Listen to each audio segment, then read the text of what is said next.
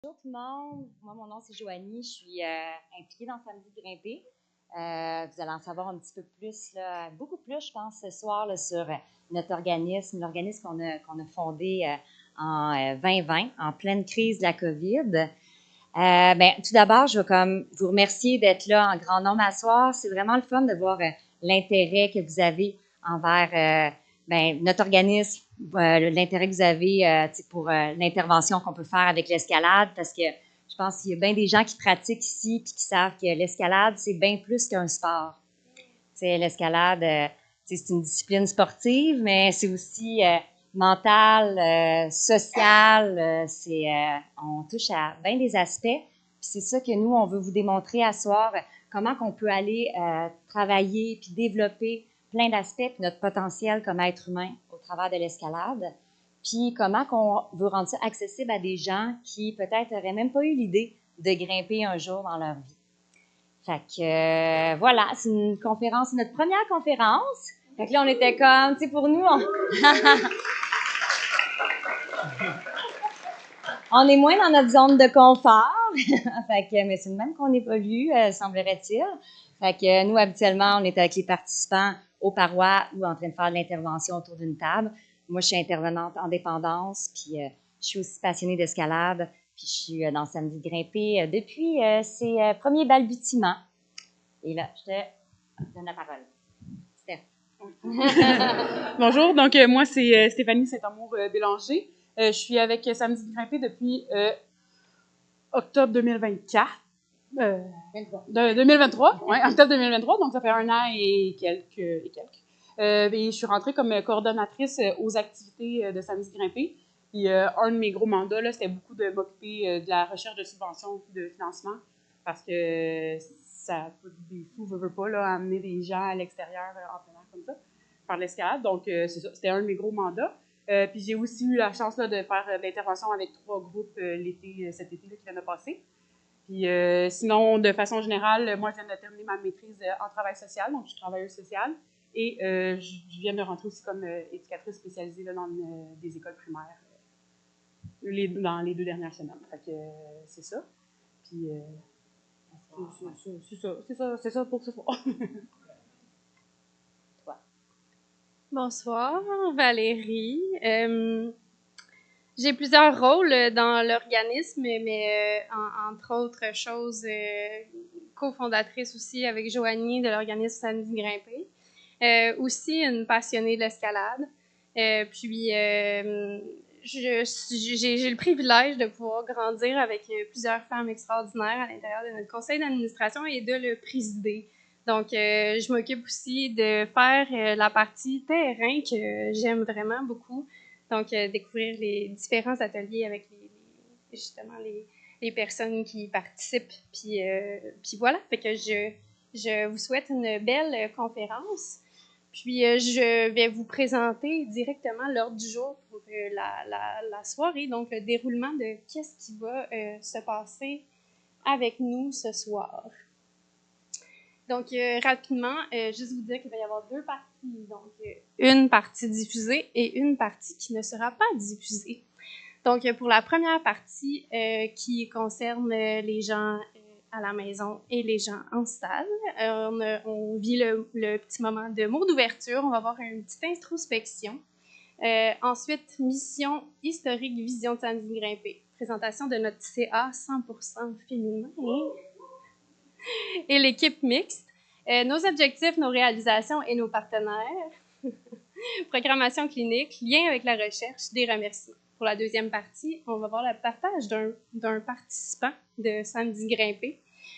Puis, on va vous faire vivre un atelier, puis une belle grande discussion ouverte sur ce que vous amène l'escalade dans votre vie. Fait que là, on y va avec notre petit brise-glace. On vous a remis un petit post-it. Donc, vous êtes mis là, dès le départ là, à contribution. Puis, les gens à la maison aussi, vous pouvez, même si vous n'avez pas de post-it, vous pouvez y réfléchir. Dans le fond, je vous demanderais de réfléchir à peut-être une épreuve que vous avez dû surmonter dans votre vie, une difficulté, un problème que vous avez eu, un état qui était peut-être plus difficile à gérer. la place que l'escalade a eue dans votre vie à ce moment-là. Comment l'escalade a pu vous aider à passer au travers cette période difficile, cet état difficile-là. Puis si je sais qu'il n'y a peut-être pas nécessairement tout le monde qui grimpe, ça pourrait être, un sport, une discipline sportive, quelque chose que vous pratiquez avec beaucoup d'enthousiasme, qui vous fait vraiment du bien, puis de penser comme à un problème. Puis le lien, comment l'escalade vous a aidé à gérer ça. Fait que je voulais juste vraiment un petit moment d'introspection pour l'écrire sur votre post-it. Puis quand ça sera écrit sur votre post-it, ben, vous pourrez l'amener dans ce petit bocal-là. On ne fera rien avec avant la fin de l'atelier, peut-être qu'on va faire quelque chose avec, mais ça reste anonyme, n'écrivez pas votre nom. Puis allez pas où vous ne voulez pas aller. Là,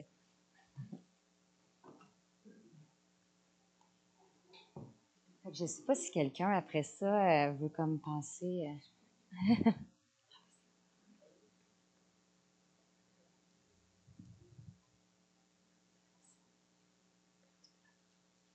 Non.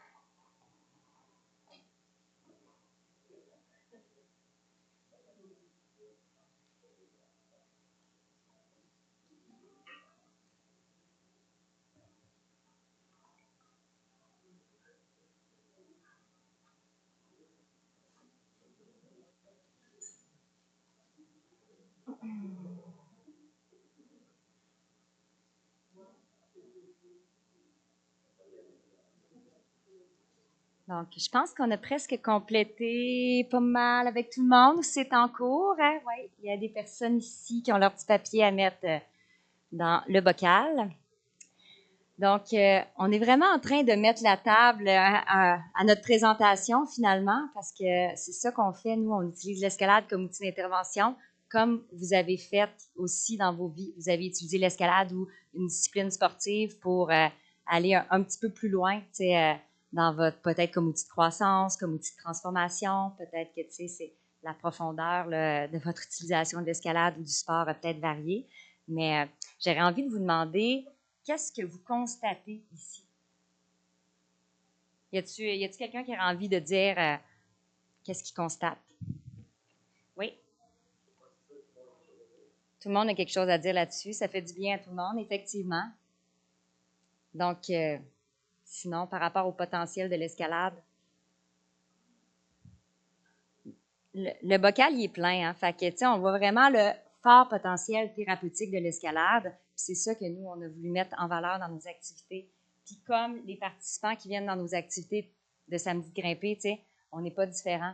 On a vraiment, nous aussi, on est confrontés à des obstacles, à des difficultés. On doit être résilient. Puis l'escalade dans nos vies, ça nous apprend, des fois, on arrive devant un problème, devant une voie, un crux qui semble insurmontable. Puis des fois, on se dit, hey, je suis peut-être pas prêt. Je vais faire un petit pas de reculons, puis je vais me préparer avant de retourner là. Des fois, on persévère, on réessaie. C'est vraiment comme au travers de l'escalade, il y a des belles leçons de vie qu'on peut transférer dans notre quotidien pour justement s'en servir comme outil. Fait que, je te laisse là-dessus, c'était notre petite brise-glace. On verra à la fin si on a envie de reprendre ça dans la deuxième partie là, qui ne sera pas filmée. Donc, voilà. Merci, Joanie. Fait qu'à travers tout ça, on voit que notre mission tombe sous le sens. Puis, comme Joanie expliquait un petit peu tout à l'heure, gestion de crayon, comme Joanie expliquait un petit peu tout à l'heure, c'est vraiment d'essayer d'aller chercher aussi une population puis des gens qui n'ont pas nécessairement accès ou qui n'ont pas nécessairement eu la chance d'avoir peut-être de pratiquer ce sport-là dans leur vie. Donc, notre mission vise tout particulièrement à soutenir des populations qui ont des différents enjeux comportementaux. Puis on parle, ça peut être très vague, très vaste. On parle de problématiques de dépendance, de santé mentale, de problèmes d'anxiété, population des jeunes, je pense aux jeunes femmes aussi en situation au niveau de la DPJ, problèmes judiciaires. Puis on essaie d'entrer dans ces populations-là en présentant une formule sous 2 jours pour vraiment démontrer que l'escalade peut vraiment être un super moyen d'intervention. Puis on les amène en plus de ça dehors. Donc, voilà. Une petite idée de la chronologie, parce qu'on vous présente aussi un peu d'où on vient avec cette mission-là, avec la poursuite de cette mission-là qui a été énoncée le 1er décembre 2020. C'est super précis, mais c'est vraiment la date de notre inscription. Alors, notre mission a été énoncée, puis on cofonde les 4 femmes que vous allez voir un petit peu plus tard dans les présentations. Donc, on cofonde l'organisme Samedi Grimper avec une seule idée, en fait, d'allier notre passion, 2 passions, qui est l'escalade et l'intervention. Ensuite, on a des jalons, en fait, qu'on considérait quand même assez importantes. Nos premières activités terrain ont lieu en juillet 2021. Donc, la fierté qui commence à grandir, puis ça a été fait par des équipes, là, c'était complètement bénévole. Donc, il n'y a personne qui était rémunéré à ce moment-là dans les équipes terrain. Donc, en septembre 2022, on agrandit le conseil d'administration. Donc, ça aussi, c'est un jalon important pour nous. On accueille Diane. Avril 2023, on prend une grande décision financière. Donc, on décide de rémunérer les personnes qui travaillent au terrain, donc autant les moniteurs que les intervenants. Puis ensuite, en octobre 2023, développement des ressources humaines, on accueille aussi Stéphanie Saint-Amour-Bélanger avec nous comme coordonnatrice. Puis en décembre 2023, on prend un virage vers l'économie sociale, donc pour un peu s'auto-financer nous-mêmes. Là. En tout cas, c'est plus vaste que ça, mais c'est un jalon qui est important aussi pour nous. Au niveau de la vision stratégique, la vision en fait, l'objectif long terme qu'on vise au niveau de 2027, c'est de partager dans la communauté de pratique les retombées de l'intervention par le plein air, par l'escalade, en fait. Renforcer la légitimité de l'escalade dans l'INA. Donc, c'est suite à cette vision-là qu'on a fait des petits pas au fur et à mesure, puis on essaie d'être le plus cohérent possible avec ce qu'on décide puis ce qui est mis en action. Puis en 2025, l'idée de rémunérer les employés de l'organisme et instaurer une permanence avait été décidée en 2022. On n'a pas obtenu de permanence, mais il n'y a rien tout est un peu organique là, au sein de Samedi Grimper. On n'a pas une permanence, mais on a engagé Stéphanie pour la dernière année pour faire la coordination avec nous. Puis les employés sont rémunérés, comme vous l'avez vu, depuis déjà petit bout de temps. Donc, tout ce que ça signifie, c'est que nous sommes un organisme cohérent. Puis comment je disais ça? Nos babines suivent nos bottines.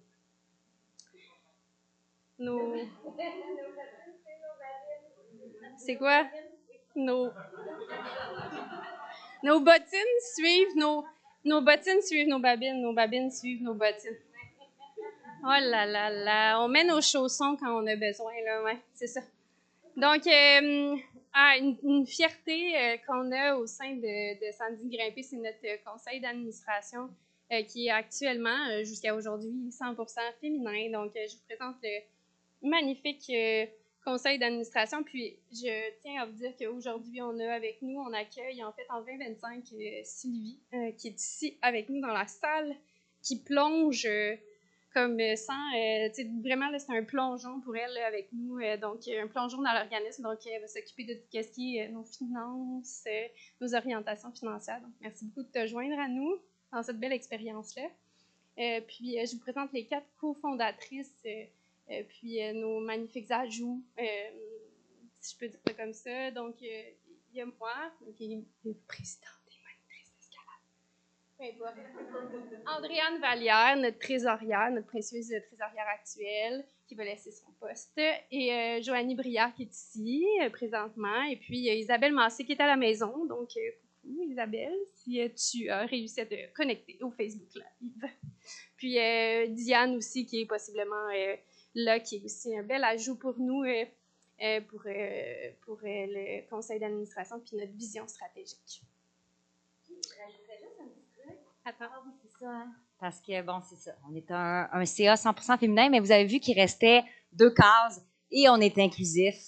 Donc, c'est acquis la chance de venir travailler avec nous éventuellement. Mais non, mais c'est ça. On va avoir éventuellement une AGA. Puis, ben, c'est ça. Tantôt, là, à la pause, même que pendant la conférence, là, je pourrais commencer à le faire circuler. C'est comme nom, prénom, votre adresse courriel. Avec, si vous avez de l'intérêt pour une implication ou juste pour l'AGA, on a besoin de gens qui supportent notre mission finalement. Puis, c'est un peu ça l'objectif de la soirée, de faire rayonner l'organisme, puis de partager avec vous autant sur notre expérience, comment on fait de l'intervention, si ça peut inspirer d'autres initiatives aussi. Mais c'est ça. Fait qu'il y a cette feuille-là à remplir tantôt. Notre AGA va se passer là, ce printemps. Et c'est juste parce que j'avais oublié aussi pour les photos. Est-ce qu'il y a des gens qui ne voudraient pas se retrouver dans une photo suite à la soirée, là, parce que Francis qui prend les photos? Levez la main s'il y a des gens que ça ne leur tente pas. Ça ne dérange pas personne. Okay, parfait. Donc, merci. Je te repasse la parole. Merci. Donc, de retour à l'équipe mixte qui œuvre sur le terrain. Donc, évidemment, là, dans le conseil d'administration, il y a aussi des gens qui travaillent sur le terrain, dont Joanie, moi et Isabelle. Donc, en plus d'équipe du conseil d'administration, il y a aussi nos précieux et nos précieuses qui sont constitués. Parfois, c'est un mélange des deux. On les aime bien, ceux-là, intervenants, moniteurs brevetés. Puis, parfois, c'est vraiment exclusivement moniteur d'escalade. Donc, c'est vraiment des combos là, qu'on a sur le terrain. C'est toujours 2 ou 3, là, un intervenant, un moniteur d'escalade, une personne qui est hybride. Donc, c'est des combos comme ça qui accompagnent les groupes sur le terrain. Donc, voici nos précieux et précieuses. Et effectivement, on est inclusif. Donc, je te passe la balle, Joanie, avec les objectifs, justement. Oui, parfait. Tu sais, dans le fond, les objectifs là, que Samedi de Grimper tend à aller vers, là, tu sais, c'est difficile des fois de vraiment là, aller, tu sais, comme les clarifier puis aller dans une direction parce que, tu sais, on aborde vraiment beaucoup de choses par l'escalade, là, par nos activités d'intervention. Mais, tu sais, en gros, là, on aborde beaucoup la dimension du soutien social. Fait que, nos objectifs, c'est d'augmenter le soutien social et développer des liens de confiance. Quand il y a une personne que tu connais peut-être plus ou moins, que tu connais d'un centre de thérapie qui tient littéralement ta vie entre ses mains, tu sais, ça favorise le développement du lien de confiance puis de la cohésion. Puis vous le savez par votre pratique là, qu'en escalade, on s'encourage beaucoup. Tu sais, c'est un sport qu'on fait, tu sais, c'est nous avec nous-mêmes, tu sais, qui se dépassent, puis avec les autres qui nous soutiennent, tu sais, dans qu'est-ce qu'on fait, dans nos projets, puis avec qui on peut se challenger, puis partager. Fait que ça, c'est vraiment un gros morceau, le soutien social. Donc, on a des activités qui vont alentour de ça là, pendant les 2 jours qu'on fait sur le terrain avec les gens. Ensuite, on a favoriser la gestion des émotions. Encore là, j'imagine, vous savez de quoi je parle. En pratiquant une activité qui comporte des risques dans un cadre sécuritaire. Des fois, dépendamment là, de la population avec qui on travaille, il y a des gens qui peuvent avoir des comportements à risque, entre autres par la consommation. Il peut avoir comme une attirance à adopter là, des conduites risquées. Bien, dans l'escalade, on peut encadrer ce risque-là, puis la personne, elle peut vivre vraiment, tu sais, de l'adrénaline, des sensations fortes, mais tout en étant sécuritaire. Fait que ça, c'est intéressant où est-ce qu'on peut aller, tu sais. Puis, tu sais, pour les personnes qui grimpent, tu sais, des fois, on grimpe, on a envie d'être, tu sais, dans justement l'émotion forte. Puis des fois, on a envie d'être un petit peu plus dans la contemplation, grimper un petit peu plus pour le plaisir, puis, tu sais, sans nécessairement pousser la machine, tu sais. Fait que, aussi, améliorer sa confiance en soi en se faisant vivre des succès et en relevant des défis. Donc, des défis qui sont multiples. Apprendre à reconnaître ses limites et les communiquer. Donc, la communication, vous allez voir, là, on a toute une section, c'est un bloc de 3 heures où on travaille la communication puis l'affirmation de soi. Tu sais, en escalade, c'est une des bases essentielles. Puis, qu'est-ce qui est le fun, c'est que souvent, surtout qu'on n'a pas le choix en escalade de communiquer. Si on est mal à l'aise, si on vit quelque chose, si justement ça dépasse un peu certaines de nos limites. Fait qu'après ça, on peut transférer ça dans notre vie quotidienne. Fait que c'est ça qu'on tente de faire au travers de nos ateliers. Ensuite, il y a développer et maintenir une communication positive avec les pairs. Développer des techniques efficaces de gestion du stress. On va le regarder un petit peu plus en détail tantôt parce qu'on a un atelier complet sur la gestion du stress. Et favoriser une meilleure santé mentale par le sport. Et ça, Stéphanie va nous en parler quand même longuement tantôt par le sport et plus précisément en nature. Fait que, parce que c'est l'intervention par la nature et l'aventure. Fait que je ne sais pas si ça vous parle, ça, s'il y a des gens qui s'étaient déjà comme questionnés sur le potentiel d'intervention de l'escalade, peut-être qu'il y a des gens. Est-ce qu'il y a des intervenants, mettons, dans la salle qui travaillent en intervention? OK. Fait que sûrement. Puis c'est sûrement que vous voyez comment, par l'escalade, on peut vraiment aller répondre à ces objectifs-là.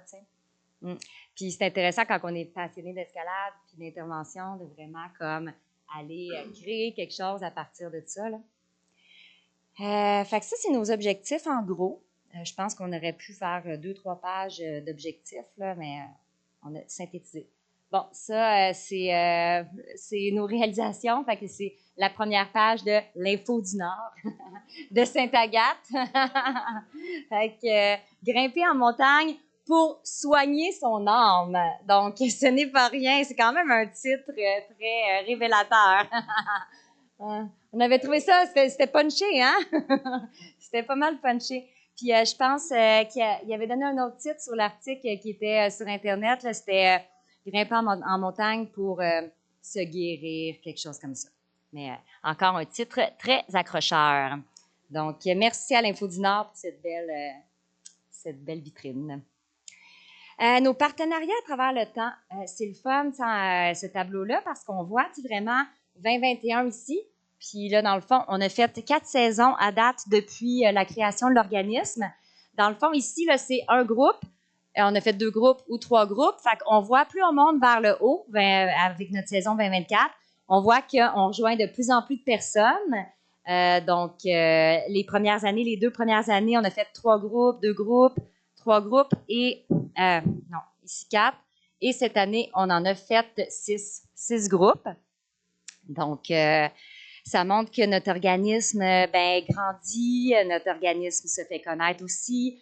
Il y a beaucoup d'intérêt. L'intérêt, c'est pas ça qui manque. Tu sais, souvent, c'est vu qu'on a tous nos emplois, tu sais, pas mal à temps plein à côté. Ce qui, c'est souvent, le temps, les ressources humaines, le financement. Mais tu sais, petit peu à petit peu, il faut vraiment voir ça sur le long terme. Puis à chaque année, on fait profiter de nos activités à plus de personnes.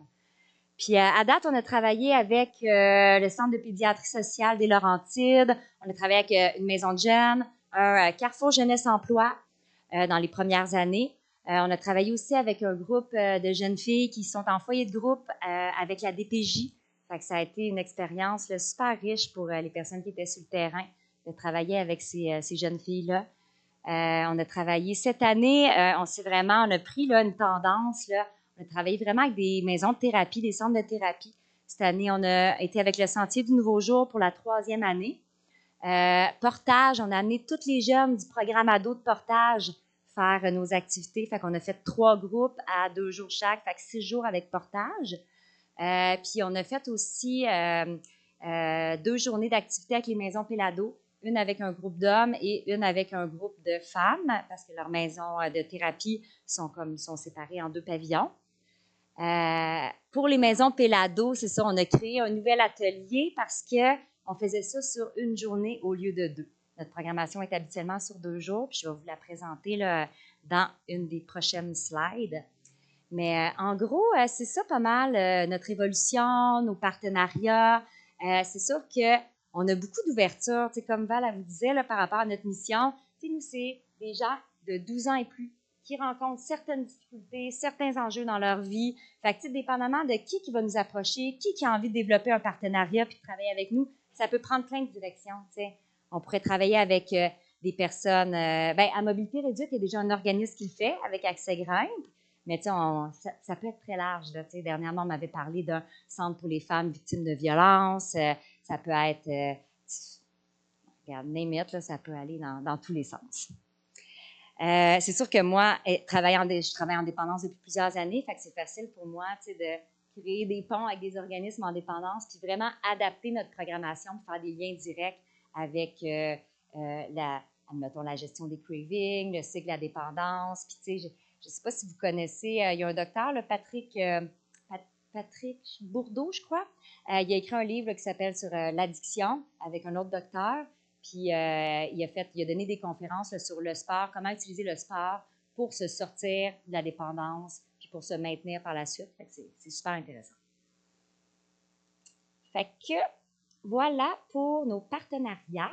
On aimerait ça cette année peut-être avoir une récurrence de partenariats. Peut-être que si ça fonctionne, on regarderait pour être vraiment dans un programme d'une des maisons de thérapie. Fait que vraiment pour que toutes les personnes qui sont dans cette maison de thérapie-là puissent bénéficier d'une journée avec Samedi Grimpé. Mais on ne peut pas faire d'annonce officielle parce que c'est pas encore officiel. Fait que puis là, les partenaires qui embarquent, je vous en ai parlé, là, c'est leurs différents logos, les gens avec qui on travaille sur le terrain. Fait que ces gens-là, ils croient en nous. C'est ça qui est le fun. On est arrivés avec rien. Avec rien, c'est pas vrai. On est arrivés avec bien des affaires. Non, c'est ça. Pour rencontrer, mettons, la direction de portage, puis tout ça, c'est pour m'arriver avec rien. Je pense que c'est le stress, là, tu sais. Mais ouais, on est arrivé avec quand même, on a fait des rencontres avec les directions d'organismes, avec les coordinations. Puis à chaque fois que notre projet, il y a de l'intérêt pour le projet, puis qu'on décide de faire un groupe, tu sais, là, on rencontre ensuite de ça les potentiels participants. Il y a une question? On peut aller, ça peut être entre 9 et 12 personnes environ, pour 2 à 3 moniteurs intervenants. Fait que c'est sûr que c'est des gens qui ont besoin quand même d'un encadrement, qui n'ont jamais fait d'escalade pour la plupart. Fait qu'on essaie d'avoir quand même un bon ratio d'encadrement. Ah, ouais. Ouais. Fait que, ouais, mettons, on pourrait dire 10 personnes par groupe, à peu près. Fait que c'est ça en général. Oui?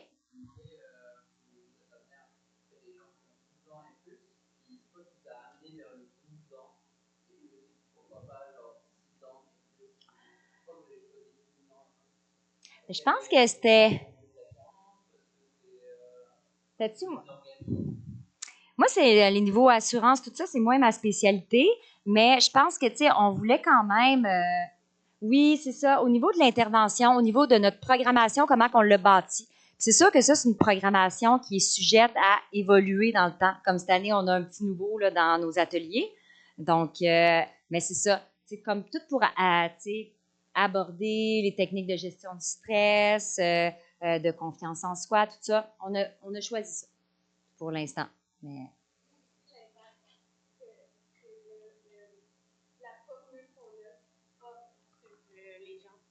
Dans le fond, c'est au niveau de l'impact aussi. on se rendait compte qu'il y avait beaucoup plus d'impact sur une population qui était, mettons, au niveau préadolescence, adulte, préadolescent, adolescent, adulte, versus en bas de 12 ans, qui était une population qui est plus, je pense, qui demande d'autres types d'interventions. Donc, c'était peut-être moins adapté. C'est ça qu'on a constaté avec le temps. Fait que voilà pour nos partenaires. Nos ateliers, c'est ça. Donc, dans le fond, comment notre programmation est bâtie sur 2 jours. Les gens, les participants vont faire les ateliers sur la sécurité physique et émotionnelle. Ça, c'est le premier bloc, le premier matin. Ensuite, on a la gestion du stress en après-midi. Et le jour 2, il y a un atelier sur l'affirmation de soi et la confiance en soi. C'est sûr que, il y a des thématiques, il y a des trucs qui se recoupent, là, puis des révisions qu'on fait par rapport aux techniques de la gestuelle, la grimpe, l'assurage, parce qu'on fait beaucoup d'enseignements d'escalade aussi au travers de ça.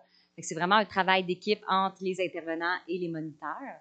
Et puis, je disais, là, la nouveauté, là, cette année, avec les maisons Pélado, on a monté un atelier qui est l'escalade en pleine conscience pour prévenir la rechute. Puis là, on s'est vraiment amusé parce que, en dépendance, il y a le principe de chute et rechute. Fait que, une chute, je ne sais pas s'il y a du monde qui savent c'est quoi, la différence entre une chute et une rechute. Je pense qu'il y a des gens qui savent. Oui, peut-être. Mais non, je te vise. Moi, je fais participer le monde, tu sais. Mais tu sais, la chute, c'est ça, c'est la personne qui va connaître un épisode de consommation après une période d'abstinence, mais qui ne va pas nécessairement rechuter. Tu sais, après ça, peut-être qu'elle se reprend mais rapidement. La rechute, c'est une reprise de la consommation problématique puis qui persiste, tu sais, à moyen long terme. Fait que, tu sais, on s'est amusé aussi avec la chute et la rechute en escalade, puis tous les parallèles qu'on pourrait faire par rapport à l'analyse de l'endroit, de la situation dans laquelle on est. Puis, tu sais, toutes les notions de pleine conscience, tu sais, c'est vraiment la pleine conscience du moment présent. Tu sais, en escalade, on est tellement ancré dans le moment présent. Tu sais, je ne sais pas pour vous, mais tu sais, quand on a là, les mains sur la roche, des fois, on sent notre souffle, tu sais, la vitesse de notre souffle qui augmente, on sent nos battements de cœur. On est comme, il y a beaucoup de choses qu'on est conscient qui se passent dans notre tête. Puis là, des fois, on peut se laisser emporter, on peut perdre le contrôle un peu, puis des fois, on peut comme réussir à canaliser ça, cette énergie-là, pour en faire quelque chose, tu sais, puis qu'on développe vraiment, tu sais, on utilise vraiment notre plein potentiel. Puis tu sais, des fois, des gens qui rient dans la salle. OK. Fait que, ouais, il va falloir que je sorte du monde.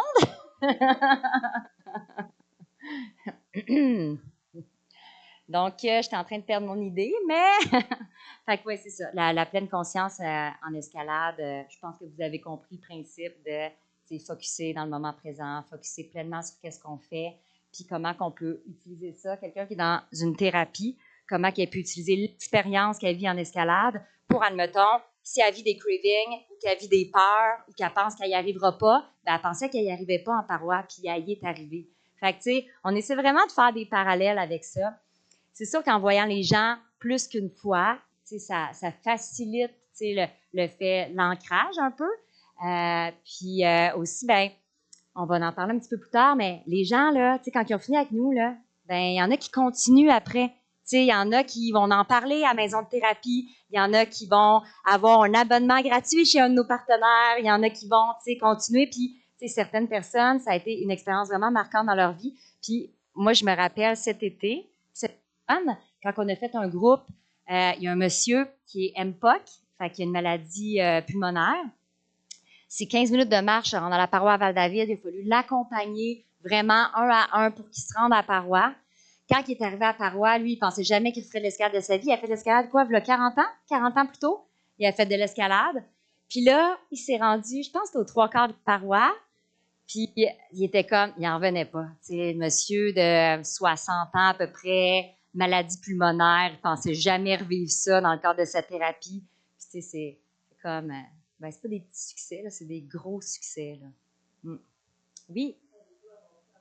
Tu veux-tu que je te prête le petit micro? Je ne m'attendais pas autant. En fait, j'ai juste une question. Premièrement, c'est extraordinaire tout ça. Ces ateliers-là, dans le fond, c'est que vous les faites de facto tout le temps, puis celui que vous avez ajouté, c'était avec la maison Pélado, c'est ça? OK. Ouais, c'est ça. vais avoir une sous-question, mais c'est pas grave, c'est pas. Fait que, oui, ben c'est ça, les maisons Pélado, c'est ça, sont déjà dans un processus thérapeutique de 21 jours, puis ils ont vraiment un programme là, qui est tout structuré. Fait que là, déjà qu'ils nous disaient, tu sais, ils ont comme fait, hey, on veut, là, le samedi grimpé, mais on aurait une journée. Pouvez-vous faire de quoi? Fait qu'on a fait, ben, la sécurité physique et émotionnelle, parce que c'est là qu'on regarde tout le matériel, la sécurité, les zones de confort, puis on a fait l'escalade en pleine conscience pour prévenir la rechute. Parce que en pleine conscience, tu regardes des notions de gestion du stress, de gestion des cravings aussi. Il y a bien des parallèles à faire avec ça. Puis, tu sais, il y a bien des affaires qu'on peut comme aborder qui se recoupent là-dedans.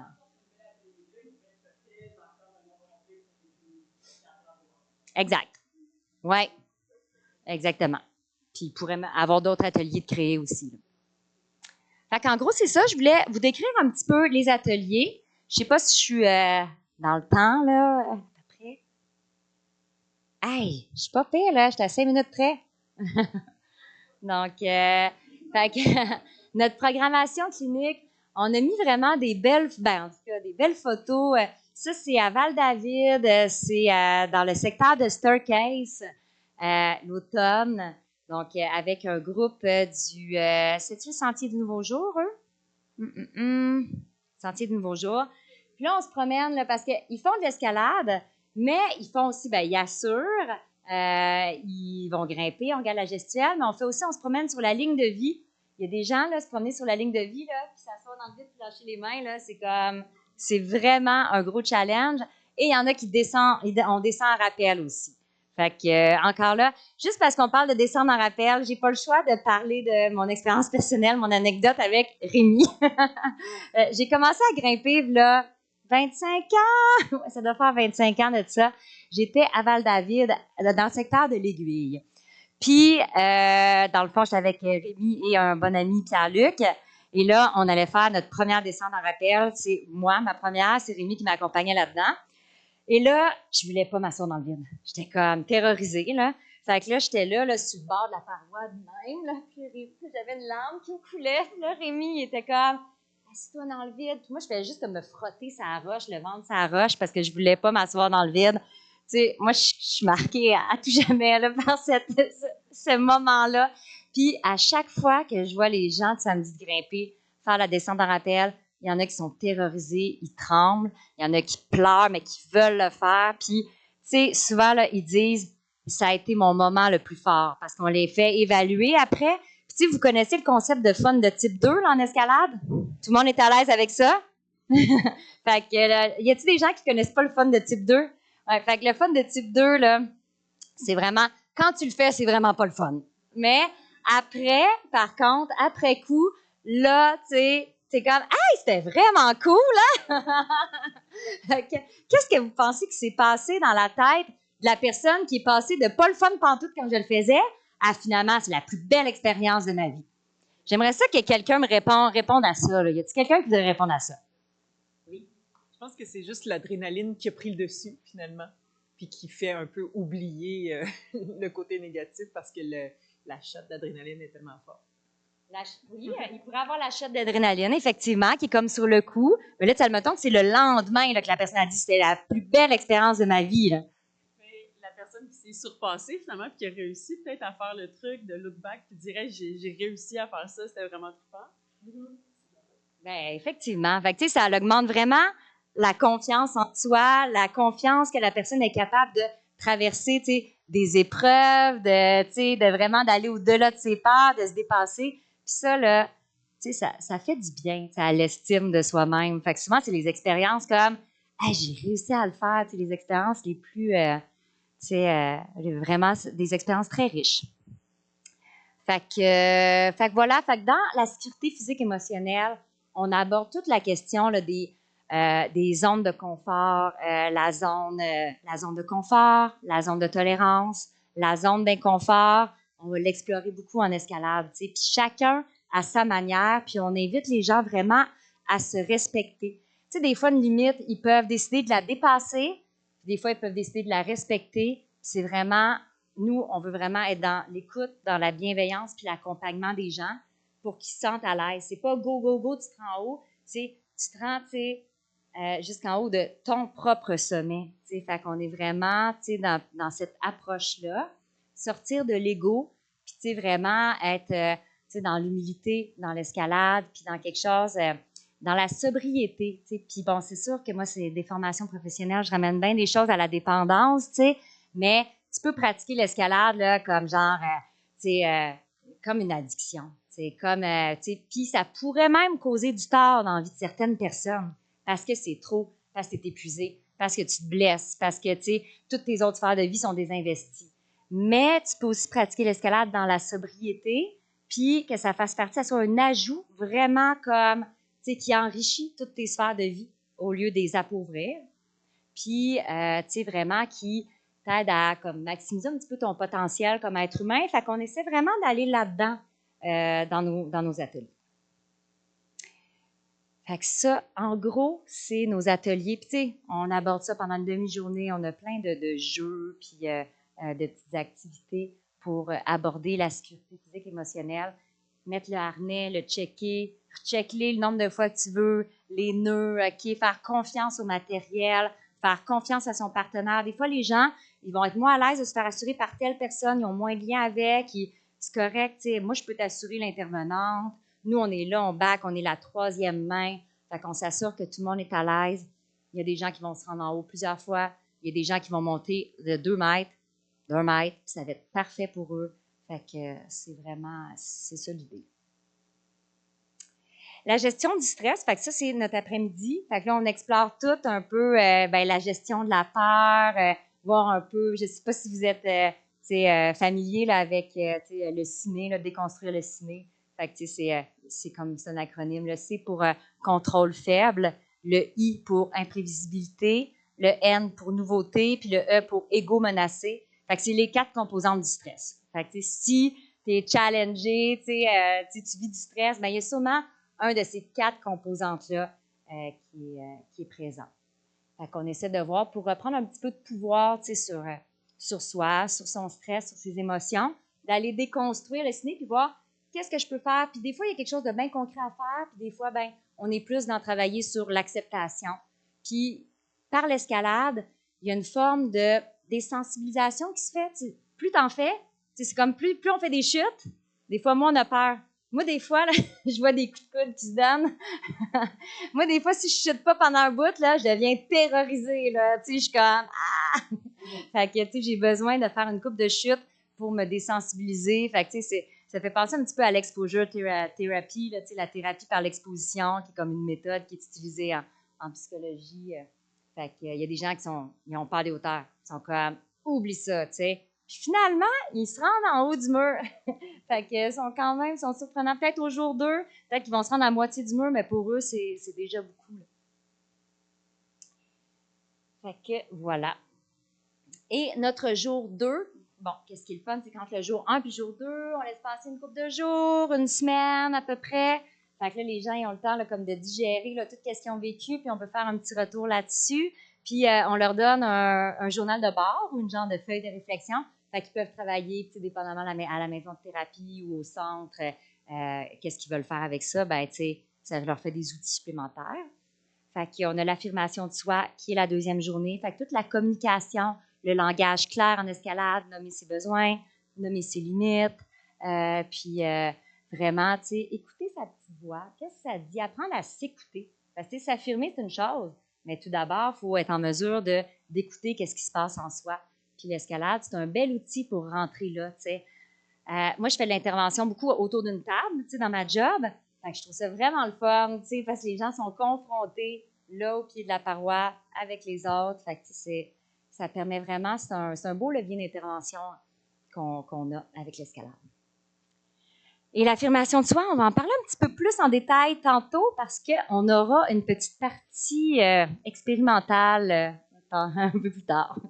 Fait que, sinon, la confiance en soi, ça, c'est notre dernier exercice. On boucle la boucle, on clôture là, nos 2 journées d'activité avec des défis. Il y en a qui vont grimper les yeux bandés à un bras, qui vont avoir différents défis. Puis, on est vraiment dans parler des objectifs SMART. Je ne sais pas si vous connaissez l'acronyme. Fait que spécifique, mesurable, atteignable, réaliste dans le temps. Fait que c'est vraiment des objectifs SMART pour être en mesure de se faire vivre un succès. Fait que, puis dans le fond, un succès, plus la personne est en mesure de se faire vivre des succès, elle vit des petits succès comme des tout petits pas, ben c'est de même que finalement, elle réussit à faire quelque chose de grand. Puis tout aussi, aller voir un peu, déconstruire la notion d'échec. Tu sais, c'est comme dans l'escalade, il y a comme on essaie, on est résilient, ça peut être une belle qualité plutôt que d'être dans l'échec, on peut être dans la résilience, puis la persévérance, puis l'acceptation aussi de où on en est. Fait que c'est pas mal ça au niveau de la programmation clinique. Je ne sais pas s'il y a des questions par rapport à ce volet-là, si c'est assez clair. Oui. Un commentaire, je vais te passer le micro pour les gens à la maison. Ah, mais je trouve ça super. Tous les concepts dont tu parles, là, ça résonne vraiment beaucoup. Puis là, je pense que c'est moins le cas parce que c'est plus des débutants, si j'ai bien compris. Mais tu sais, souvent, je pense qu'on a l'idée de la. C'est sûr que l'escalade améliore la confiance, mais en même temps, être trop confiant aussi. Puis comme tu disais, trop assis dans nos acquis. Tu sais, des fois, je vois les gens un petit peu plus expérimentés, un peu comme quand on conduit. Là, tu sais, à un moment donné, peut-être qu'on baisse un peu notre vigilance. Fait que moi, c'est ça que je trouve fun de l'escalade. C'est malgré le fait qu'on acquiert de l'expérience, comme faut toujours rester, comme tu disais, présent puis vigilant. Là. Puis ça, des fois, il faut que je me le rappelle moi-même. Là. Ou tu sais, je suis en train de jaser avec mes amis pendant que je m'assure, puis je suis comme, oui, ça fait des années que je fais un nœud, mais on va quand même le checker avec mon nœud. Fait que je trouve ça toujours intéressant là-dessus. Là. Merci beaucoup. Fait que ben maintenant, on va être rendu à la section de Stéphanie. Ah oui, oui. Aussi, les groupes qu'on accompagne, la plupart du temps, puis ça, je trouve ça, c'est comme quelque chose que je trouve vraiment extraordinaire. Les intervenants peu importe, là, cette année, c'est les maisons de thérapie, mais les intervenants se positionnent aussi en tant que participants dans nos groupes. Donc, il y a comme une espèce d'ambiance là, qui se crée, puis ils vivent la même chose. Puis après, ce qui est important aussi au niveau de notre organisme, c'est que ça perdure. Donc, on passe comme un peu aussi la balle dans le processus aux intervenants sur place qui, eux, peuvent ajouter encore plus, puis venir valoriser leur parcours ou venir valoriser des défis que les participants ont. Puis ils peuvent venir renforcer. « Hey, je t'ai vu faire ça à l'escalade. » Ça veut dire que si tu as réussi à faire ça, dans ta vie aussi, tu es capable. C'est des exemples qui sont facilement transposables. Puis, tu sais, ils font aussi, on va leur lever le chapeau, là, parce que même les intervenants là, qu'on a rencontrés à travers le parcours des maisons ou des divers organismes avec qui on travaille, ils ont fait, on leur a demandé du boulot, là, puis ils ont travaillé pour nous, avec nous, pour les personnes qui participent. Fait qu'il y a vraiment un esprit de... Je sais pas, il y a quelque chose qui naît de ça, qui est au-delà de tout nous. Fait que c'est ça qui est quand même super intéressant, que je voulais rajouter. Pour ajouter, je trouvais que ça nous met tous sur le même pied d'égalité. Moi, j'en fais avec mes filles qui sont plus jeunes, secondaire 1, secondaire 2 quand elles ont commencé, puis j'étais plus comme son père, comme qu'elle idéalise et tout. On est vraiment retombé sur le même pied d'égalité. Elle m'aide autant que je l'aide, elle grimpe aussi fort que je grimpe. Puis c'est là où est-ce qu'on est tous égaux devant la paroi. Là. Et c'est très enrichissant pour quelqu'un qui a besoin de confiance en lui, en fait. Donc, ouais. Avez-vous eu du feedback des intervenants qui ont surmonté le défi avec les gens qui accompagnent, puis en fait, les liens qu'ils ont créés, puis les expériences communes qu'ils ont eues? Fait que dans le fond, c'est généralement positif, j'imagine. Hein?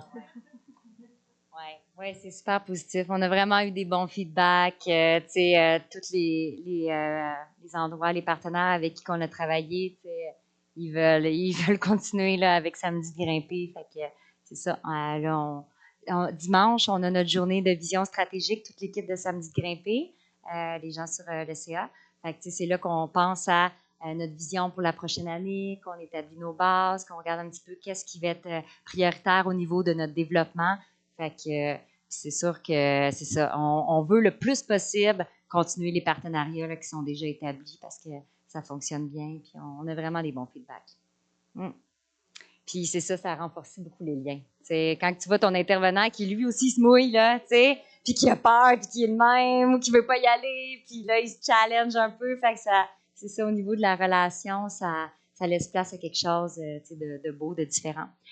Puis avant d'aller dans la recherche, parce que là, je pense que j'ai oublié quelque chose là, au niveau des partenaires, c'est parce que je voulais annoncer un nouveau projet pilote. Je pense que c'était là. Fait que, dans le fond, on va travailler avec, entre autres, comme partenaire Zéro Gravité pour faire un genre de petit projet pilote, un petit test, ainsi qu'avec la clinique externe de psychiatrie de l'hôpital Notre-Dame, avec Philippe, ici présent. Donc, puis c'est ça, Samedi Grimpé, dans le mois de février et mars. Comment? Ouais, tu voulais nous en parler juste un petit peu? Ben, je ne savais pas que j'avais parlé, je pensais que c'était. Ben, peu importe. Salut tout le monde, moi c'est Philippe. Dans le fond, je suis intervenant père aidant, pour être plus exact, à Notre-Dame, à la clinique externe en psychiatrie.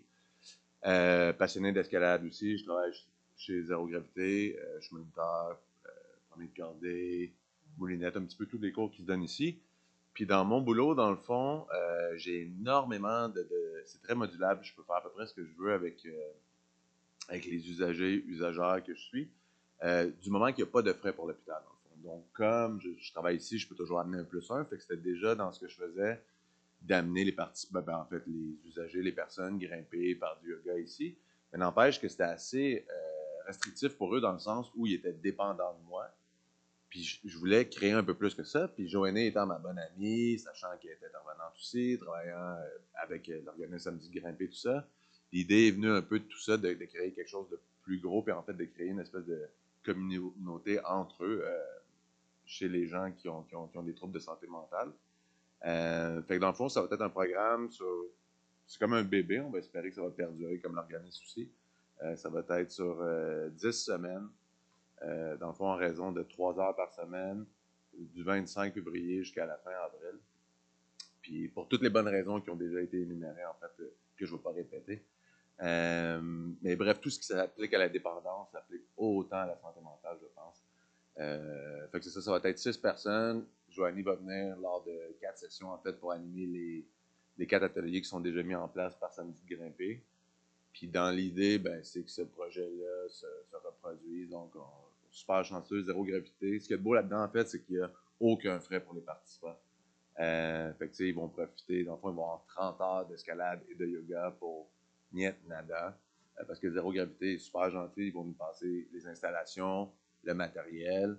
Moi, je vais être payé par Notre-Dame. Joanie va être là pour Samedi Grimper. Fait que tout le monde est un peu gagnant là-dedans. Fait qu'on espère que c'est ça. Ça va bien fonctionner. Puis ça va perdurer.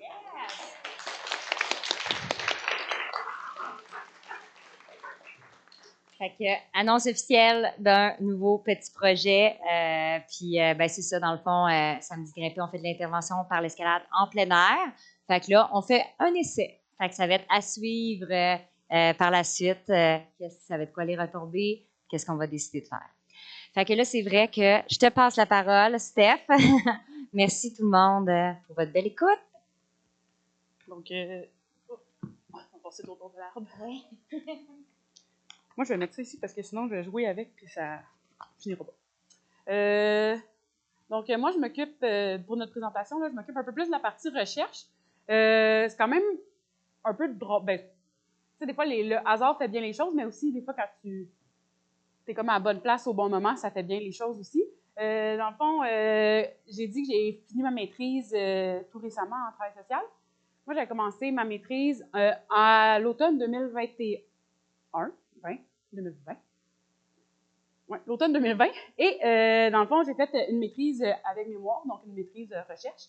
Et mon sujet portait justement sur les retombées psychosociales de l'escalade de rocher. Fait que moi, en 2023, quand j'ai vu l'affichage de poste pour coordination aux activités de Samedi Grimper, je me suis dit, c'est quand même intéressant. Surtout que moi, je faisais déjà de l'intervention en contexte de nature d'aventure, qui est, je ne sais pas s'il y en a qui savent, mais il y a un DESS qui existe là, à l'UQAC, puis j'avais déjà cette formation-là aussi. Fait que c'est ça, moi, je le faisais déjà dans plein air en général. Puis j'ai toujours beaucoup aimé l'escalade. J'en ai toujours fait de façon on and off dans ma vie, parce que des fois, c'était plus compliqué que d'autres, fait que ça prenait malheureusement un petit peu plus le bord. Mais c'est quelque chose qui a tout le temps été vraiment cher pour moi. Fait que c'est ça. Fait que là, quand j'ai vu cette opportunité-là, ben, je suis sautée dessus pour justement embarquer avec eux. Mais mon projet de recherche était déjà quand même très bien entamé quand je suis embarquée avec vous. Fait que là, dans le fond, ils m'ont demandé si je voulais venir présenter une partie de mon projet de recherche, en fait, et parler un peu de la littérature qu'il y a sur le sujet. Parce que là, c'est une grosse partie de ce qui a été présenté jusqu'à maintenant, mais il y a beaucoup de choses qui sont parties de l'expérientiel et de qu'est-ce que les fondatrices ont vécu à travers leurs pratiques personnelles, puis les ponts qu'ils pouvaient faire avec les façons d'intervenir dans leur vie professionnelle. Mais à travers tout ça, qui est super pertinent, il y a aussi de la recherche empirique qui existe sur le sujet. Fait que c'est cool de pouvoir faire tous ces liens-là ensemble. Puis c'est ce que je viens faire. Fait que il y a de l'intervention psychosociale qui utilise l'activité physique, la nature et l'aventure. Au Québec, ça peut avoir là, plusieurs noms qui varient d'un programme à l'autre, des fois juste d'un mot ou genre d'une préposition qui est utilisée. De façon générale, moi, j'utilise l'intervention en contexte de nature et d'aventure. Mais l'idée, là, mettons qu'on veut le faire rapidement, là, c'est de se dire que l'activité physique, ça a des bienfaits sur la santé mentale, que ce soit récréatif ou encadré ou peu importe. Fait que ça a, santé physique, confiance en soi, plein de choses qu'on a déjà nommées, endorphines, sérotonine, etc. Après ça, ben, on sait aussi que la nature a des bienfaits sur la santé globale, même qu'il y en a qui ont peut-être vu passer, mais il y a Prescrit Nature qui existe à cette heure. Fait que les médecins peuvent prescrire du temps en nature aux gens. Puis de ce que j'ai pu comprendre, ça peut donner accès à des passes là, dans certains parcs nationaux ou parcs régionaux. Fait que, tu sais, on se rend compte que la nature a vraiment des bienfaits importants là, sur plusieurs choses de la santé.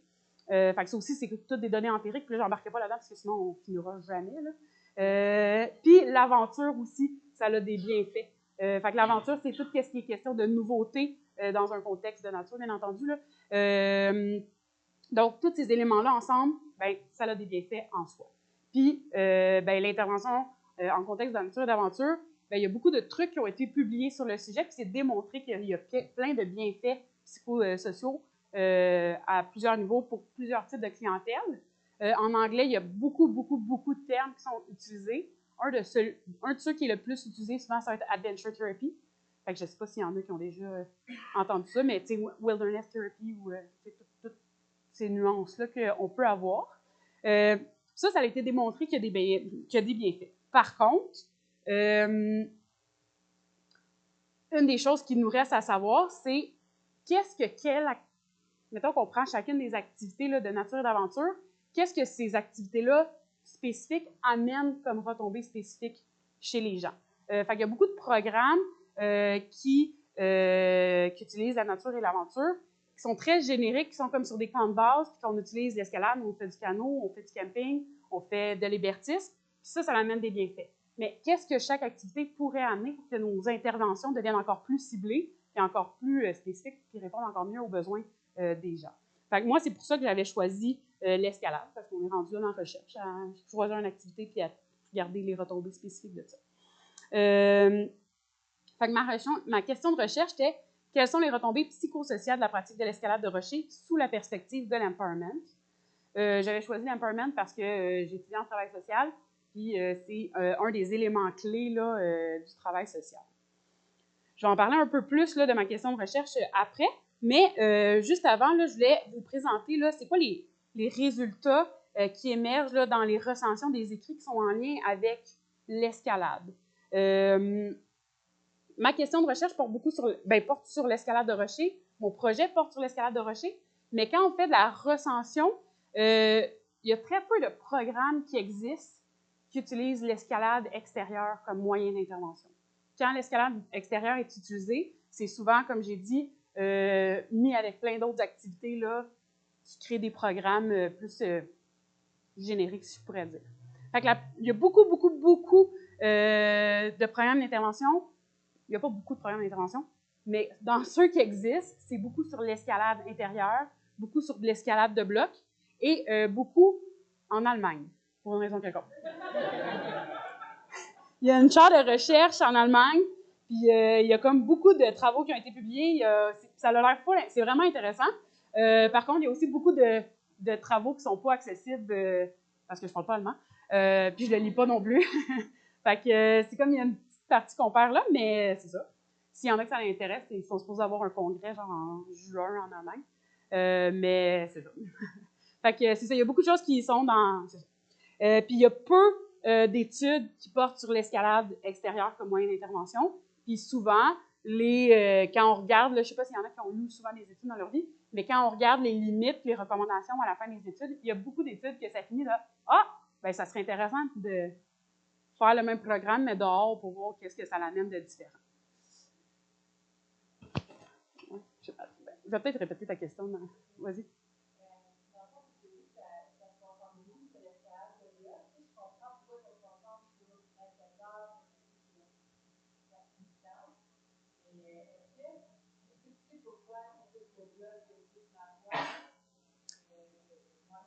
Oui, OK. Dans le micro. La question, c'est pourquoi il y a autant de travaux sur l'escalade de bloc et pas sur l'escalade de moulinette ou autre. C'est une bonne question. Tu sais, si j'y vais de mémoire, là, avec est-ce que il y en a qui font de l'escalade de voie. Ceux qui disent utiliser le bloc, qui justifient pourquoi ils utilisent le bloc, c'est beaucoup l'accessibilité pour les gens. Puis c'est aussi que ça n'a pas besoin de formation supplémentaire pour assurer les gens. Fait que c'est plus accessible pour monsieur, madame, tout le monde d'aller faire du bloc que de suivre la formation pour pouvoir assurer. C'est ça. Je réfléchis, ouais. C'est pas mal vite, là. C'est les raisons qui étaient comme utilisées. Puis je pense qu'en Allemagne, justement, il y a l'air d'avoir beaucoup de centres de bloc. Fait que je sais pas si c'est juste ça, là, mais c'est ça. Fait que j'ai fait un tableau là, qui représente les retombées là, qui ont été répertoriées à travers, je pense, 14 études. Puis, dans le fond, plus qu'il y a le petit chiffre à côté, c'est vrai, j'avais un code QR que j'ai pas mis, là, mais c'était comme la liste de référence. Mais plus que de petits chiffres, plus que c'est une retombée qui a été répertoriée. Bon, celui sur les symptômes des principes, là, c'est vraiment parce qu'il y a une chaire de recherche en Allemagne qui s'intéresse à comment réduire les symptômes de la dépression par l'escalade de bloc. Fait que c'est sûr que eux, c'est très publié, mais on parle aussi beaucoup de diminution d'anxiété qui revient beaucoup, troubles phobiques, comportement obsessionnel compulsif, fatigue des fonctions cognitives, que eux un petit peu moins. Mais d'autres choses qui reviennent vraiment beaucoup aussi, c'est sensibilité interpersonnelle, sentiment d'efficacité personnelle, capacité d'adaptation qui augmente, sentiment de contrôle personnel et plusieurs autres. Là. Donc, comme on peut voir, là, ça a plusieurs bienfaits.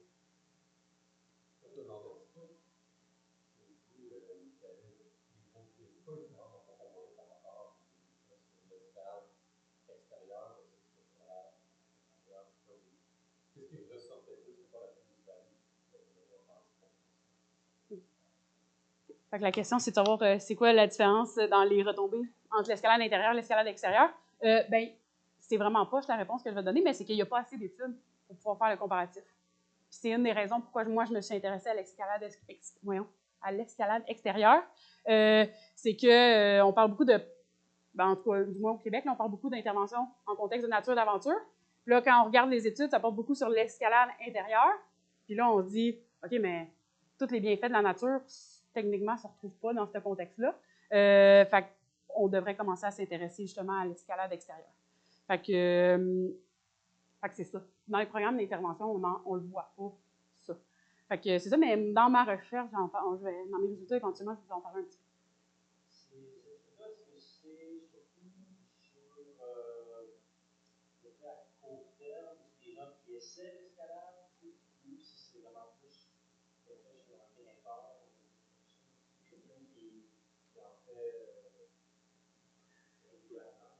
Fait que la question, c'est est-ce que c'est des études sur le long terme ou le court terme, ou si c'est sur des grimpeurs habitués? La réponse est, pour ce tableau-là, c'est beaucoup des gens qui ont été initiés à travers leur programme d'intervention.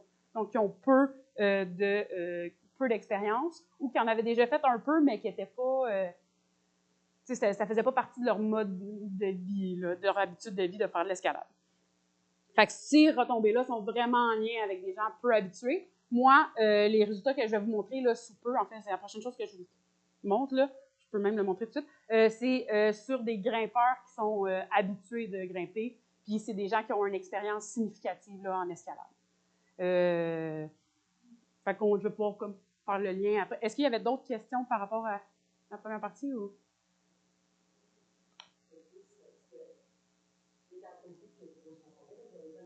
Ah oui, excuse.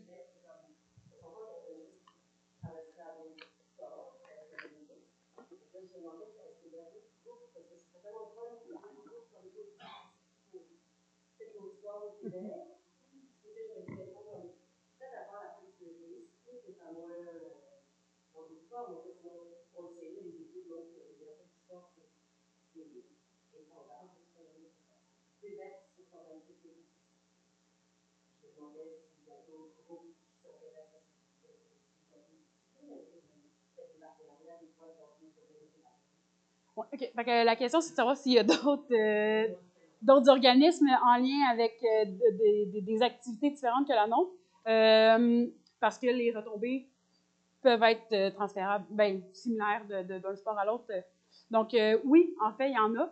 Moi, il y a un autre organisme aussi pour lequel j'ai travaillé, c'est en tout cas, mais qui, eux, font très générique, mais qui font, mettons, beaucoup d'expéditions de canot-camping. Donc, il y a plusieurs organismes au Québec qui existent. Puis là, tu sais, même là, je sais que cet organisme-là, ben, tu sais, en ce moment, ils ont un projet, ils partaient tantôt pour faire un projet de raquette de 3 jours avec des jeunes en refuge. Fait que c'est ça, il y a plusieurs organismes différents qui existent au Québec avec différentes disciplines. C'est juste que c'est ça, on présente celui de l'escalade, mais oui. Oui. Puis aussi, c'est ça aussi l'idée de se concentrer la recherche sur une discipline. Puis il y a d'autres personnes qui font d'autres. Là. J'ai des collègues qui s'intéressent. J'ai une collègue d'université qui, elle, s'intéresse au surf de rivière.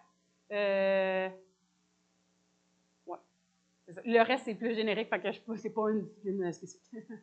Oui. Donc, pour ma recherche à moi, ma méthodologie de recherche, en fait, c'est que moi, j'ai utilisé des données secondaires qui étaient des données qualitatives d'entretien semi-structurés qui ont été faites par ma directrice de recherche. En fait, c'est moi qui ai fait des entretiens, mais pour l'étude de ma directrice de recherche, qui, elle s'intéressait à 4 sports différents.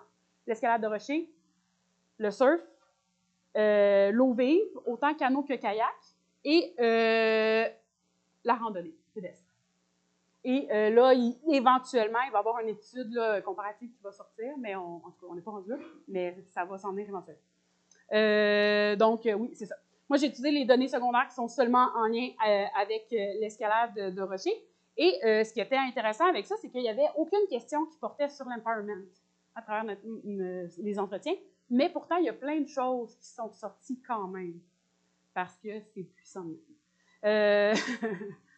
Donc, nos entretiens, là, cette partie de données-là était composée de 10 participants, 2 femmes, 8 hommes. C'est comme ça que ça s'est passé dans le recrutement. C'est ça. C'est des gens qui étaient habitués de grimper. On avait des gens qui avaient entre 4 à 42 ans d'expérience en escalade de rocher. Même celui qui en avait 4, là, mettons, là, il grimpait vraiment beaucoup à chaque jour. Fait que, ça compte comme, peut-être pas à chaque jour, mais vraiment beaucoup à chaque semaine. C'était des gens qui grimpaient toutes sortes là, d'escalade, fait autant du sport, du traditionnel et même de l'artificiel. Quand on parle de l'artificiel, on parle vraiment de l'artif, là, pas genre l'escalade intérieure. Ben, il en faisait quand même au final, là, mais c'est dans le sens vraiment l'artif. Je suis comme habituée de parler à des gens qui connaissent pas ça, fait que là, je veux comme justifier plus, puis j'ai pas besoin. Fait que dans les critères d'inclusion qu'on avait, ben, c'est que les gens devaient avoir grimpé minimalement sans route de côté de 5,7 et plus. Puis, en tout cas, il y a d'autres critères que vous voyez là. L'idée, c'était vraiment là, de s'assurer d'avoir des grimpeurs qui avaient assez d'expérience pour avoir des réponses riches à nos questions, puis qui aient vraiment eu le temps d'avoir une introspection par rapport aux questions et aux réponses qu'ils nous donnaient. Parce que justement, c'est une des choses, des fois, quand tu vois avec des études, des gens ont peu d'expérience, bien, des fois, la qualité des réponses sont pas autant riches, pas assez développées. Les gens n'ont pas le temps de réfléchir comme il faut à l'expérience qu'ils ont vécue. Donc, c'est ça. Mon cadre d'analyse à moi, là, ça va être un peu lourd, là, on va pas grand-chose. C'était l'empowerment. Comme j'ai dit tantôt, l'empowerment, c'est un élément clé du travail social. C'est aussi un mot qui est quand même très à la mode et qu'on parle vraiment, vraiment souvent dans plein de disciplines différentes, des fois de façon appropriée, des fois de façon... C'est ça? Je dirais pas, voilà, je dirais pas ça. Mais en gros, le terme empowerment, ça désigne la succession d'étapes par lesquelles un individu ou une collectivité s'approprie le pouvoir et sa capacité sa capacité de l'exercer de façon autonome. OK?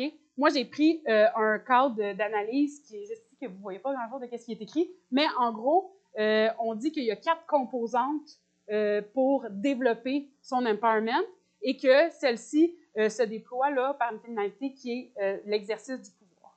Okay? Fait que quand on exerce notre pouvoir, ben, c'est qu'on a la capacité de choisir entre plusieurs options qu'on évalue comme étant réalistes et réalisables. On a la capacité de décider de quel choix on prend. Hein? On a la capacité d'aller chercher les informations nécessaires pour prendre une décision en bonne et due forme. Et on a la capacité d'agir en fonction de notre décision.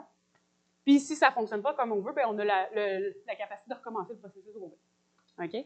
Puis, une des choses qui va nous intéresser le plus, c'est qu'est-ce qui est ici que vous ne voyez pas, là, mais en gros, c'est que pour développer notre pouvoir d'agir, c'est important de pouvoir participer. C'est pour développer notre participation. C'est important de développer notre estime de soi. C'est important d'avoir une conscience critique et de développer des compétences. Fait que mes résultats vont beaucoup tourner là, autour de ça. Ça va jusqu'à maintenant. C'est comme la partie un petit peu plus lourde. Donc, mes résultats à moi, qu'est-ce qu'ils disent? C'est que l'escalade permet de développer l'estime de soi à travers trois grands thèmes qui sont l'amour de soi, la vision de soi et la confiance en soi. Puis, je vais y aller comme un petit peu plus rapidement pour ça parce que c'est comme plus en détail. Si vous voulez qu'on en parle plus à la fin, on pourra revenir. Mais quand on parle d'amour de soi, bien souvent, c'est les émotions qui étaient liées. C'était la fierté, la satisfaction personnelle, le sentiment d'accomplissement. C'est ça. Puis souvent, on dit que les gens se sentent impliqués comme un tout. Puis ce qu'ils aiment, c'est que ça implique plusieurs dimensions. Ça implique autant la dimension cognitive, émotionnelle, physique. Quand on parle de vision de soi, on parle, oui, de son image corporelle, veut pas, pour plusieurs personnes, mais on parle aussi d'avoir une meilleure connaissance et conscience de soi. Fait que les gens, à travers leur pratique d'escalade, ils sont capables de développer une meilleure conscience de « Ah, quand je suis dans tel état psychologique, ça a telle influence sur ma pratique, mais ça a telle influence aussi en général dans ma vie. » Ça permet de reconnaître leur niveau de compétence, leurs limites, des choses qu'ils n'étaient pas toujours capables de faire avant de se mettre à faire la pratique de l'escalade. Puis le développement de la confiance en soi, c'est vraiment intéressant parce que ça a été nommé par les 10 participants que j'avais, comme quoi la pratique de l'escalade a amélioré leur confiance en soi. Puis ça, c'est lié au sentiment d'efficacité personnelle, c'est lié aussi au fait de pouvoir expérimenter des réussites avec ou sans risque et plusieurs autres éléments. L'escalade, les compétences, l'escalade permet de développer des compétences. Quand on parle de compétences, on parle autant des connaissances que les habiletés techniques ou pratiques pour effectuer certains mouvements, certaines manipulations. Fait que c'est ça. Puis, un des éléments qui revient le plus souvent en lien avec les compétences, c'est beaucoup en lien avec la gestion des risques. Comment les gens sont capables d'analyser les situations risquées, de reconnaître les situations risquées, puis d'analyser quoi qu'on doit mettre en place pour, justement, gérer ces risques-là.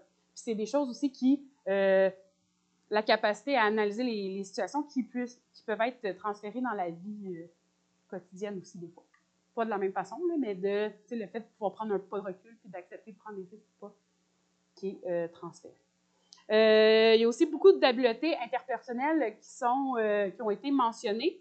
Par contre, le contexte dans lequel mon étude s'est déroulée, ben, je n'ai pas été capable de dire est-ce que c'est l'escalade qui a permis de développer ces compétences-là ou si les personnes les avaient déjà. Fait que, on parle de connaissance de l'autre, partage de connaissances techniques, communication, coopération, mais je ne sais pas, est-ce que les gens qui n'ont aucune capacité à communiquer continuent à faire de l'escalade longtemps ou si finalement ils se découragent éventuellement? Ça, mon étude ne le dit pas, par contre. Mais ça prend ça pour faire de l'escalade en général, à long terme. Puis sinon, ben aussi l'escalade. Ça aussi, en fait, là, la conscience critique, c'est présent dans la pratique de l'escalade. Du moins, c'est présent chez l'ensemble de mes participants. Ça aussi, mes résultats ne permettent pas de dire est-ce que la pratique de l'escalade a permis de développer une conscience critique ou si les gens l'avaient déjà. Par contre, ce qui est intéressant, c'est qu'il y a des enjeux qui sont soulevés par plusieurs des participants, même s'il n'y avait absolument aucune question sur ça. Puis on parle d'accès au territoire, on parle de protection de l'environnement, on parle de l'augmentation des risques d'accidents associés au gain en popularité de l'escalade, on parle des changements des besoins des individus dans nos sociétés actuelles. Il y en a beaucoup qui ramènent l'idée que quand, dans le temps de nos grands-parents puis nos arrière-grands-parents et même avant, bien, la nature était vraiment plus intégrée dans nos vies. Tandis qu'aujourd'hui, vous êtes plusieurs, j'imagine que vous êtes plusieurs habitants dans le coin de Montréal, la nature est vraiment plus difficilement accessible. Puis là, on ressent le besoin d'aller en nature. Mais dans le temps, les gens, ils habitaient vraiment proche de la nature, fait qu'ils ne ressentaient pas nécessairement ce besoin-là. Fait que ça, c'est une des choses qui a été mentionnée. Et ça, c'est une chose qui a été mentionnée par un seul participant, mais que je trouvais vraiment intéressant, c'est la relation entre le genre et la place des émotions dans les sports en général versus dans la pratique de l'escalade. Et ce participant-là parlait comment lui, c'était dans l'athlétisme, puis dans plein d'autres sports qu'il a fait dans sa vie. En tant que gars, il se faisait apprendre de go, go, go, go, go. Puis quand t'es fatigué, quand t'es plus capable, ben, ça ferme, puis go, go, go encore. Tandis qu'en escalade, ben, avec toute la notion de risque qui est présente, ben, il a appris à être avec son partner de grimpe, puis se dire, hey, c'est sketch, je me sens pas bien, on le fait pas. Ou genre, je te donne le lead, puis genre, toi, tu prends le lead, puis moi, je vais passer en second. Fait que, grâce à sa pratique, ben, il a appris à parler de ses émotions, il a appris à reconnaître ses émotions. Fait que je trouvais ça vraiment intéressant. Et finalement, par rapport aux 4 composantes, là, la pratique de l'escalade ben, permet de favoriser la participation. Donc, la participation se fait sur 2 volets. Là. Il y a le volet physique, là, soit de prendre part à une activité et d'entrer en relation avec les gens. Mais il y a aussi le volet psychologique. Fait que le fait de participer à une conférence, de participer à une activité d'escalade, mais où que je suis muet ou comme on me demande de grimper, je grimpe, mais je rentre pas plus que ça en relation. Je ne prends pas des décisions. Et tranquillement, pas vite, ben, de s'impliquer davantage, de prendre des décisions, de remettre des trucs en question, de dire hey, pourquoi on ne va pas grimper à telle place au lieu?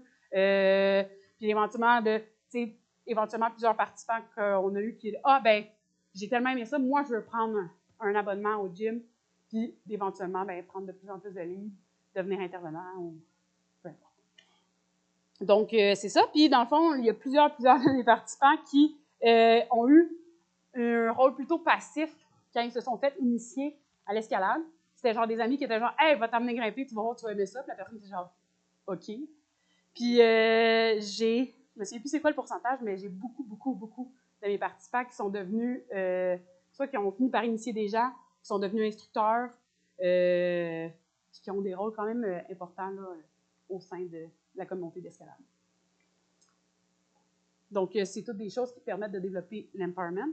Et justement, là, dans la fin de mes résultats, ben, c'est les 3 étapes de l'exercice du pouvoir. Donc, comment est-ce que notre pouvoir d'agir peut se refléter? Bien, la pratique de l'escalade est inhérente justement là, au fait de pouvoir exercer un pouvoir d'agir.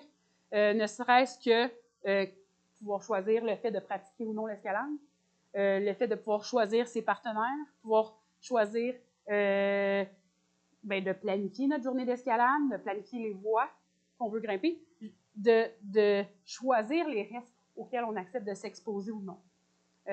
Puis aussi, quand on pratique l'escalade, il y a un processus itératif, donc qui se répète, de prendre des décisions. Fait qu'on prend des décisions avant notre pratique, où je vais grimper, avec qui je vais grimper, quand je vais grimper, puis une fois sur le mur, j'ai pour grimper une voie, puis tu fais « Hey, c'est vraiment mouillé cette voie-là, ça a l'air de la chenoute, ou il y a l'air d'avoir plein de roches lousses, je n'irai pas faire celle-là aujourd'hui. » Tu peux changer de voie, puis même pendant ta voie, tu penses que tu as vu une séquence de mouvements, tu le fais, ça ne marche pas, OK, je recommence mon processus, je prends des nouvelles décisions. Puis, justement, le fait de pouvoir mettre ces décisions-là en action sans arrêt, c'est toutes des façons de pouvoir expérimenter son pouvoir d'agir qui fait que les gens se sentent mieux. Fait que c'est ça, en gros, ce que la recherche dit pour l'instant, puis ce que mon mémoire dit.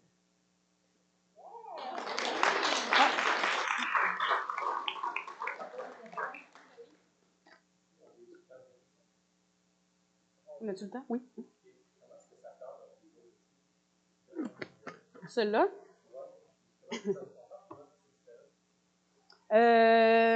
Mon Dieu, c'est une longue question. C'est une longue réponse. La question, c'est comment ça cadre avec les autres études, puis comment c'est différent.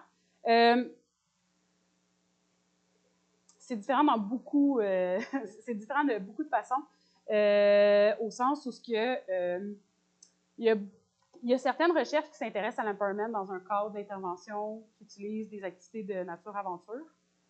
Par contre, le peu de recherches que j'ai réussi à trouver développent très peu leur cadre d'analyse. Quand ils parlent de l'empowerment, c'est souvent l'empowerment au sens très large, ou ce que des fois c'est un peu nébuleux même, je te dirais. Au sens, des fois, quasiment, ça a quasiment l'air, tu sais, l'empowerment quand ils en parlent dans le monde business, là. Fait que le fait que moi, mon cadre d'analyse soit autant détaillé, c'est quand même une des choses qui est très différente en soi. C'est sûr que moi, j'ai utilisé des personnes qui sont habituées de grimper. Et l'idée, c'est de dire, OK, si on est capable de retrouver tous ces éléments-là avec des gens qui sont habitués de grimper, quand il n'y a aucune question sur l'empowerment, ça veut dire qu'on est sûrement capable de transférer ces informations-là puis les mettre dans des programmes d'intervention, faire des pas. Mais il y a encore beaucoup de recherches qui doivent être faites sur le sujet. Moi, l'idée, c'est d'avoir un premier jet au Québec, une première recherche qui est faite dans un contexte québécois pour dire, hey, les résultats sont prometteurs, ça vaut la peine de faire d'autres recherches, puis de pousser des programmes, puis de pousser les subventions sur ce type de programme-là. Fait que moi, c'est une recherche exploratoire, je pense que je ne l'ai pas dit au début, mais c'est très... c'est ratisser large pour éventuellement pouvoir aller dans du plus pointu. Fait que c'est ça. Tandis que les recherches allemandes, mettons, là, la chaire de recherche, eux, c'est ultra pointu, parce que c'est une étude qui est un peu basée sur, je ne sais pas si vous connaissez, mais les thérapies cognitivo-comportementales. Puis, c'est une approche qu'il y a en psycho, en travail social, puis dans d'autres types d'interventions, et qui est très structurée. Puis, ils ont comme un manuel d'intervention où c'est, OK, on passe tant de temps sur telle chose, tant de temps sur telle chose, tant de temps sur telle chose, que les programmes sont structurés. C'est 3 heures. C'est pareil, en tout cas, leur programme au début était 3 heures par semaine pendant 10 semaines. Pendant 8 semaines, puis après ça, c'est devenu 2 heures par semaine pendant 8. En tout cas, 8 ou 10, ça a changé, mais qui est très, très structuré. Puis, c'est du bloc intérieur. Moi, nous autres, c'est à l'extérieur. Moi, c'est à l'extérieur. Fait que, c'est quand même très, très différent. Je ne sais pas si ça répond un peu à la question, mais c'est ça. Mais il y a plusieurs des résultats qui se répètent quand même avec certaines des choses, sentiments d'efficacité, puis c'est ça.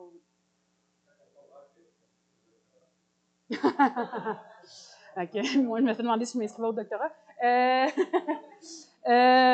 Peut-être un jour. Mais là, j'ai besoin d'une année de pause d'études. Mais c'est une idée qui me trotte dans la tête. Mais ouais. Peut-être un jour.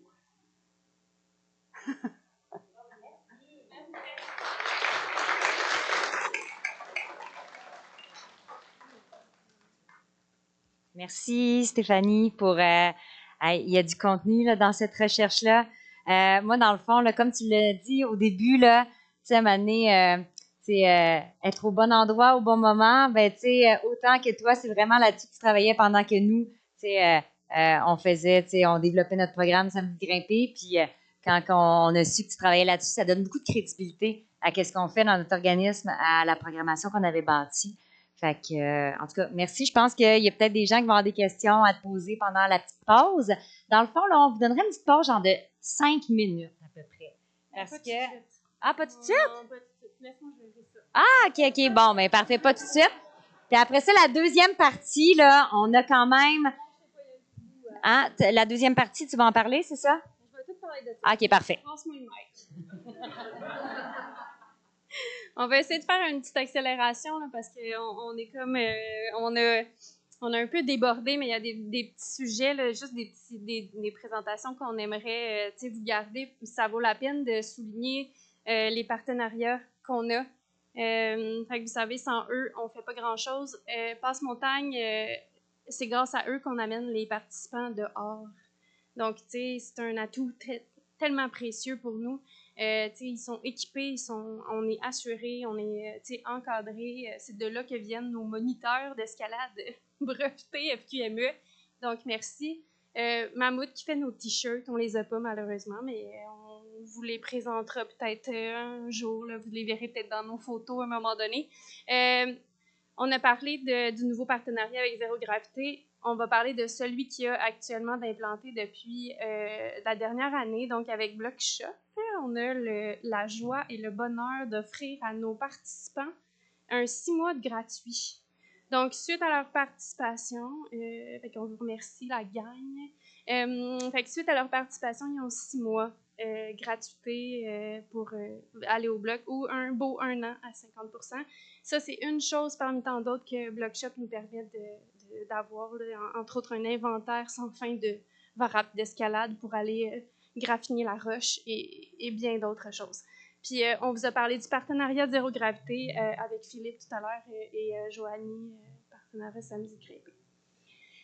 Ça, c'est nos commandites. Donc, dans le fond, c'est eux qui nous ont soutenus à travers les 4 années complètes et les multiples groupes qu'on a eus. Donc, on vous les présente rapidement. Là, Artérix, Bon Départ Jumpstart, Énergir pour l'entreprise pour laquelle je travaille. Alors, Participation... oui, il y en a 2, je pense, le réseau. Oui, j'en ai mis 2. Bon. MRC des Laurentides. Donc, merci à toutes ces personnes qui croient en nous et qui disent oui. Donc, rapidement, comment vous pouvez nous aider avant de vous quitter au niveau de la diffusion en direct? Voici un peu les informations. Donc, pour financer le groupe, justement, juste après, là, on va avoir un beau code QR pour vous. Là, vous cliquez, vous présentez, on va vous présenter le code QR pour faire un don pour aider à financer des groupes de Samedi Grimper. Ensuite, vous pouvez nous suivre sur les réseaux sociaux. Puis vous pouvez vous impliquer dans notre organisme. Donc, restez à l'affût des réseaux sociaux pour des demandes d'implication imminentes.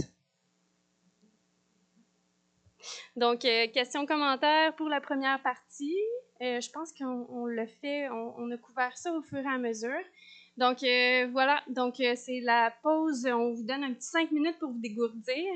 Puis, après la pause, on a un partage de participants. Ensuite, on a peut-être un atelier. On verra comment on gère le temps, un atelier, puis on fait un petit retour sur la causerie.